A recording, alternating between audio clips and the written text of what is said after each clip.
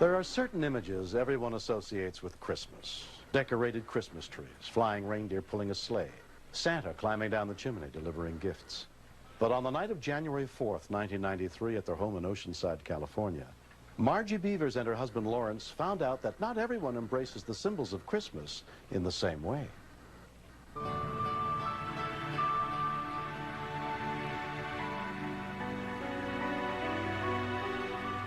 I went to bed about 11:30 after the news went off, and kept squirming and wiggling around, so I thought, well, I'll get up and take some aspirins. That will probably relax me.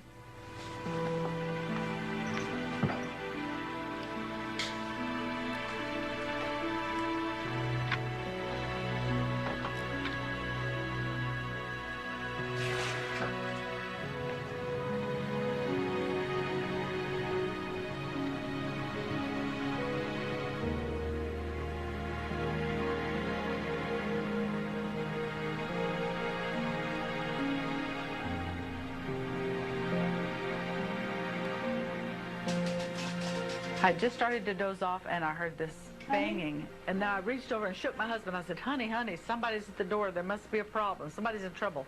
Get up quick. We're coming. I ran to the front door thinking that that was somebody banging on my door. And then by the time I got to the door, I didn't even get the door open. Then I realized the voice was not outside. The voice was in the house. 911 emergency? Yes, I have somebody that's just come down my chimney. They're hanging upside down inside our house. 414 South.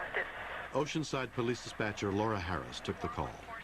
I was trying to picture this in my mind, and it wasn't really coming. It was kind of like, well, what's he doing there? Why is he in your chimney, you know? You know who this person is? I have no idea. It just scared us to death, woke us up. Are they stuck? He's stuck in there, thank God. Most of the time when someone calls up and says, there's a man in my house, you know, he broke into my house, we have to run out and chase him all over the neighborhood. Well, this guy was there for the pickings. What are you doing in my fireplace? I said, what are you doing in my fireplace? And he says, I'm Santa Claus. What do you think? And so I said, well, I don't think so. I don't see any presents, and I know I've been good. Lieutenant Reggie Grigsby was the watch commander that night. She handed me this call, and I took a look at it. You'll have to excuse me. But it was a real struggle to remain a professional and get that call out. Less than a mile from the scene, police officer Catherine Held was on patrol.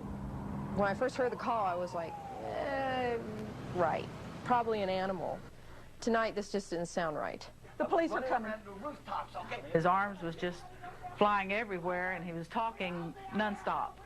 He never shut up talking.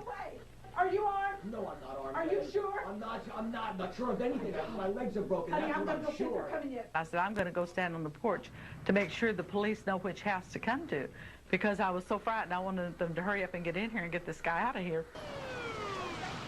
As I arrived, there was the reporting party, Miss Beavers, out on the front porch waving and screaming, help, help, he's in the chimney, he's in the chimney. Come, officer, hurry. As I get into the house, I look around at this chimney, and there's this guy hanging upside down, yelling and screaming. And I'm thinking, where's Candid Camera? I know there's a camera somewhere around here. Hold on, I'll get somebody. Officer Held called the fire department in to extricate the prowler as police officer Brad Hunter arrived on the scene. As soon as I walked inside the house, I just turned and looked at everybody else and started laughing. Are you all right? No, I'm not all right. I'm stuck in a fireplace. During the questioning, I asked him what he was going to do once he got into the house, and he quickly looked at me and responded, I was just going to steal the piano. The Oceanside Fire Department responded to the call. Get me out of here. Hey, listen, Don't walk away from me. This guy's obviously a little bit off the wall. I wasn't going to crawl into the chimney and try to lift him out. When Fire Captain Jim Myers arrived, he took charge of the extrication. Hey, guys, I'm stuck in here. Oh, man. I was kind of dumbfounded. I wasn't too sure what to do with him. Just get me out of here. I'm stuck. Terry, go ahead and get Dave and go ahead. I had a crew come in and ladder the roof, take a look in the chimney to see what our options were from the top. Go down there. Didn't appear to be any easy way to get him out of there. I decided to call for the rescue truck. Don't hurt me, will you? The Beavers, they were scared and concerned that this man had entered their house while they were sleeping. What's your name? Santa Claus. Santa Claus. I think when they saw that the officers and the fire department had kind of a sense of humor, they also began to lighten up and joke around about it, to the point where Mrs. Beaver went and got her camera so she could take pictures to send to her grandchildren, to her relatives. Smile! Smile! Come on, in Pearly. He was not very happy about this. The burglar wasn't. He kept saying, yeah, make a joke out of my being in misery here hanging in this fireplace. Make a joke out of it. But we did get some very good pictures.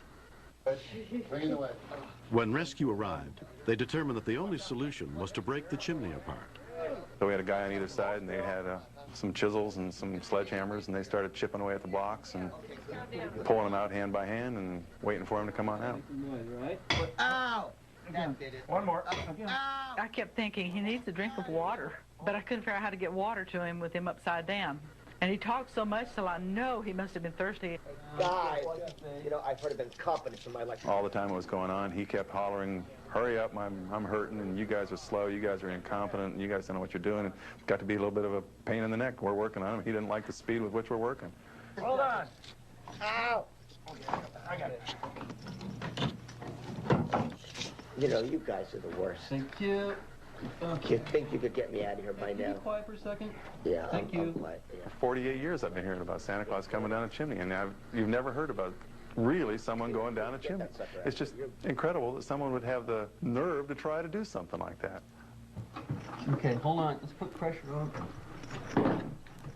Okay, I got it. When they finally got the last brick that was holding him in place, just one brick was holding him there, he finally just slipped on right on out of the fireplace. There was not much to it at all. It's kind of like delivering a baby. Wait, my leg! Yeah, you're right. Once they got him out and they went to arrest him, he decided to fight us. He wasn't real appreciative that we got him out of this chimney. What are you doing? Come on. What are you doing? Well, Santa's time to go take a slow ride. I'm not one of the... The guy must be one of the most inept crooks in the county. Guys, thanks for getting me out. I don't know if he dieted for this thing or not, but his plan certainly failed.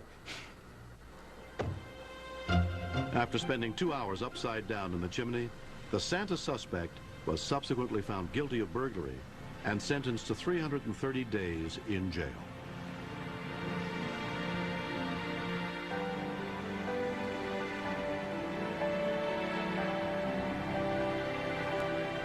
This is something I will never forget. Something that could have been very, very scary turned into something funny. It was just the most unbelievable sight you have ever seen. The police was very kind to him, and everybody in general. They worked to save his life as well to protect us. I do appreciate them very, very much. For Christmas, I thought we would have a Christmas card made with this guy hanging upside down. And on the inside, I'm going to just say, just drop in any time from the Beavers. Merry Christmas.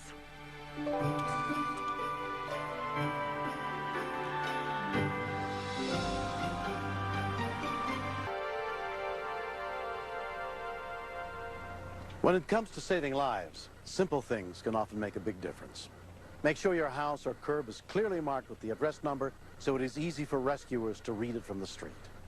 This series is dedicated to all the men, women, and children who answer our calls for help and are there when we need them most. I'm William Shatner. Join us again next week for more true stories on Rescue 911.